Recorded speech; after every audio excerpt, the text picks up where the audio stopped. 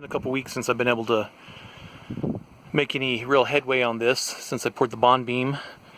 But I'm just trying to fill these gaps now where the tire treads don't fill the gap.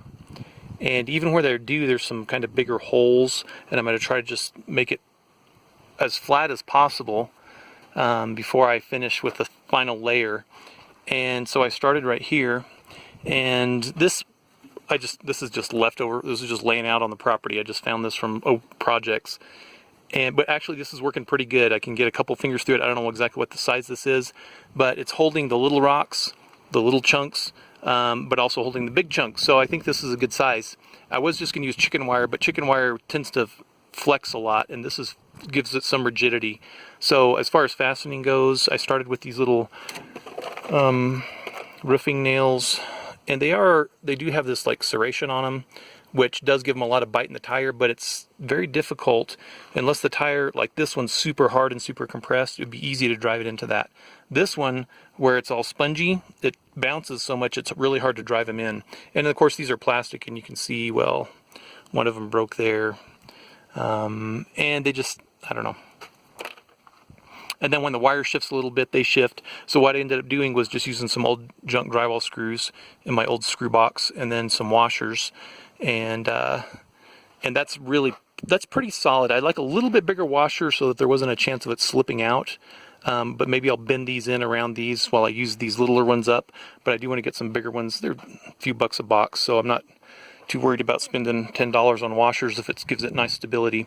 So so starting out here, I didn't know what I was doing, and of course I still don't know what I'm doing, but I put this piece up and I put some big chunks in, and then that's all I could really get in it. I was putting them in from the side because I nailed it up here and down here, and I was putting them in from the side, and you can see there's kind of a gap here and here and here underneath. So I realized on my next step what I needed to do for this next piece was to put a piece up, fill it with smaller rocks before I put the bigger rocks in, and then put smaller rocks on top.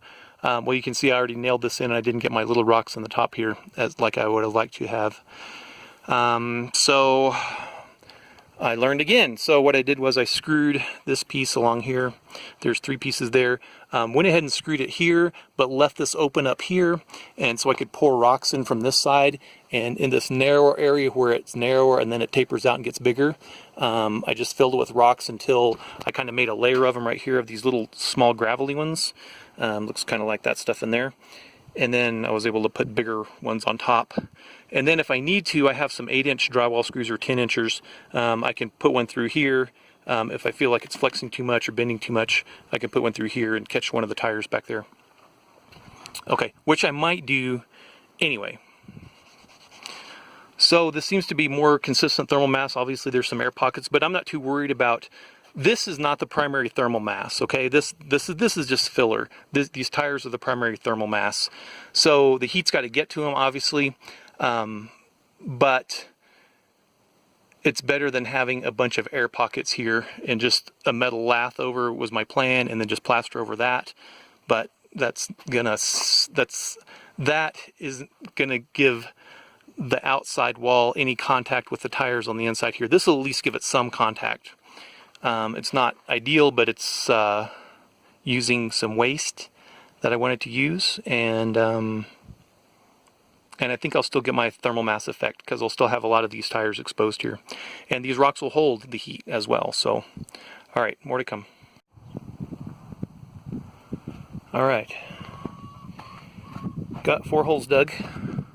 This is for vertical beams, 1, 2, 3, 4, and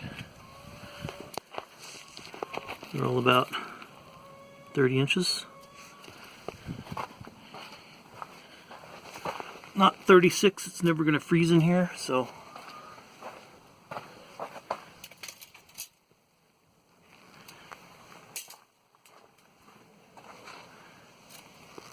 And that's more like 33.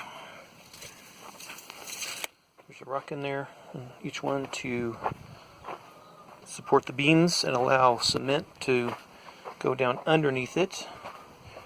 I'm going to paint the end of these with something. I don't know what, I'll have to do some research what the best thing for these are. if it's roofing tar or what, to preserve them so that they don't soak up too much moisture. Okay, cool.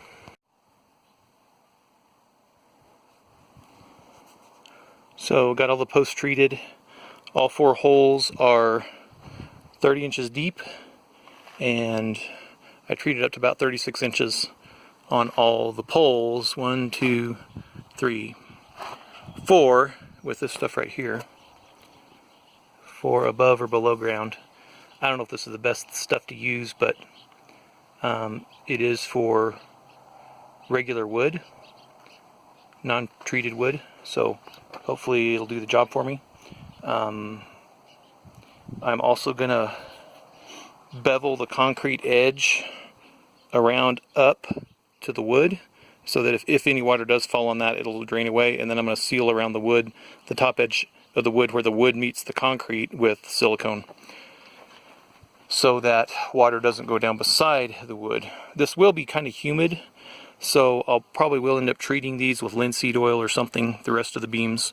I'll have to get something to scrape all the rest of this bark. It does come off pretty easy. This beetle kill, this bark is just pretty much falls off. It does take some scraping in some areas where there's sap underneath it, but otherwise it comes off pretty easy. So I'll have to get all that scraped off as well. And then I'll get them put in the ground and leveled up. My plan is to put a beam across all 4 of them, and I'm probably going to use a 2x8 laminated beam of 3 2x8s laminated together. I think that's what I'm going to do, just for squareness and for strength, for guaranteed strength. If I use one of these logs, I thought that would look the best, and it would, but it's going to be harder to keep the roof level. It's going to be kind of a pain in the butt to level all these logs to begin with. So if I have one flat spot on the very top that I can level the beams to, that I lay across here, and this beam across here will be nice and straight. So hopefully that'll make my life a little easier. It won't look as good, but it'll be easier.